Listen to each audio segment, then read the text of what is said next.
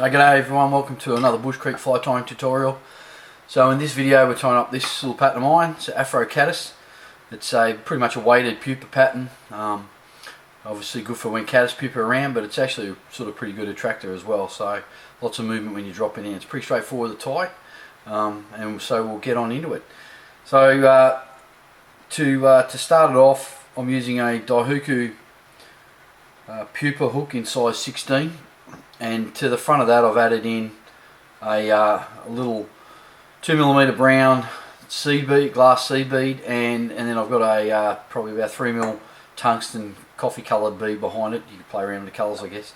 And to start with, we're just going to do the body. Now normally when I do these I do a bunch of them because the body's overlock a thread coloured with coloured markers and then shot with UV. So usually you do a whole bunch up and shoot the UV and then finish the flies as a mass. So anyway, so I'm just going to catch in, and I'm just a few turns in here just to hold the bead back, and then just taking my time. I'm going to build up a bit of a abdomen at the back here, sort of a bulbous pupa style abdomen, and you just got to be careful with this overlock of thread that you don't catch the point of the hook, otherwise it wrecks your day. And sort of build that up. Now you got to be careful when you go using this stuff and trying to build a sort of a big with a thorax or big area with a sharp drop off, because it'll slip. So it's a balancing act between enough and not enough. So coming back onto the second last lap, and I'm going to flatten out the thread just so I can smooth out that body a little bit, and then finish off down here on the bottom. So first colour I'm going to use is I'm just using Copic markers here. So the first colour I'm using is a yellow green, and I'm going to come in and I'm going to do the underbody of the abdomen, I guess, with the green colour, the yellowy green, and then we'll let that go off. And then the next step is to grab a dubbing needle or a pin, something fairly fine, and I'm going to flatten out this thread. I'm going to give myself probably a good 100mm, 4 inches of thread, and I'm going to flatten out this thread. Make sure I'm spinning it the right way so I get nice and flat, and then I'm going to split it. Now I'm going to do it in thirds, or actually not thirds, I'm going to do it in 3 legs. So the first step is to basically split it around about half, and that one half I won't use. I won't colour that up. That'll get left in its raw form, if you like. Probably might do that again. Didn't quite get that third half. There we go.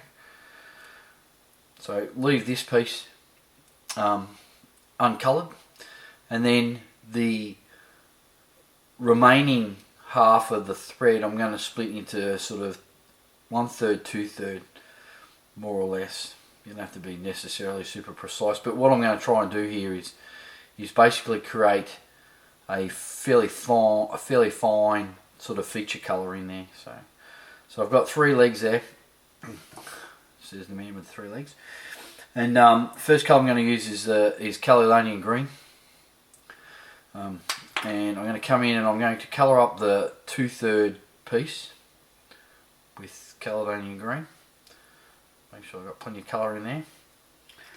And then the last colour I'm going to use is 35 chamois, and come in and I'll do that fine run there, and that'll be the feature run. So what I'll do is I'll just back this off a little bit, let the fibres open up, and let some of that ink evaporate a little bit, or the alcohol in the ink evaporate a little bit. And then once I'm happy, I'm just going to draw these fibres back together again and try and keep them from sort of blending all in together. And then just in open turns, I come in and run this coloured thread back in. Now you don't have to be super precise. You can be as precise as you like, but you don't have to be. The idea is just to give the impression of some segmentation. So once I run that back over the top, a couple of turns to whip finish. And with this stuff, once you've got some ink on it, you really only do want a couple of turns, or you only really need a couple of turns, but you do only want a couple because it binds up. So we'll just trim that floss away, overlock the thread. Now from here, it's essentially UV resin coat the body, and then we'll get on to the rest of it. So I won't put you through the pain of watching me UV coat it. We'll just swap out. Okay, so we've shot our UV resin, coated UV resin over the body, and you can see how that turns out. Next step is to do the hackle and the collar. Excuse me. So I'm just going to come in with a fine thread. I'm just using some nano silk and catch that in, and then I'll come in and trim away this waist piece. Yep. And then bring this thread just slightly up into the abdomen. And I'm going to throw in a little piece of, this is cinnamon dyed hair's mask. So first step is just a little small pinch just in behind at the very back of the hackles there. And bring that across, bring the thread to the front. And then I'm going to tie in two hackles. So the first hackle I'm using is just a nice darker coloured woodcock hackle. And I'm just going to catch the tip. I've caught the tip of that. Just going to trim that away, and then catch that woodcock in just in front of that hair's mask that I've added in. And then the next hackle is a cock hackle. So I'm using just a sort of cream speckledy sort of a natural brown hackle. Not too concerned about the fibre length, although you don't want it too long. But you know, if it's a little bit longer than the gape, it doesn't really matter. I'll catch that in with a few turns there, and I'll just trim away this stem. And then I'm going to put in another pinch of the hair's mask and build up a bit of a thorax there and behind the bead. So once I've got that in there, come in with the hackle pliers, and the first hackle down is the cock hackle. So I'm just going to come in. I only really want sort of like a couple of turns of this. 1, 2 turns, and then catch that in with a couple of turns, one to secure, and then I'll trim away the tip.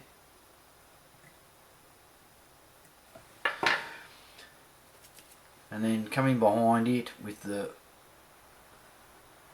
woodcock and basically palmer it up through the cock hackle, and then catch that in with a couple of turns there. I want to secure it. Now, entirely up to you. You can finish it there and whip finish, or if you feel you want to or feel you need to, just come in with a very small pinch of hair's mask, thin that out a really fine thin noodle, and just do a couple of turns directly in front of that hackle, and then whip finish. 1, 2, 3 turn whip finish, and then I'll another couple of turns just to be sure. Take up the tension, and then trim away the thread. And that is the Afro hackle, Afro Caddis I should say, hackled up. And cock hackle here helps sort of support the softer woodcock. Woodcock obviously providing a fair bit of movement, but the cock hackle there sort of isn't as inclined to collapse, gives it a bit of a buzz. But anyway, so that's the Afro Caddis. As I said, it's good for when the pupa's around, but it's also good as a bit of an attractor because of the movement. If you give it a crack, let me know how it works for you. Otherwise, thanks very much for watching, and tie the line.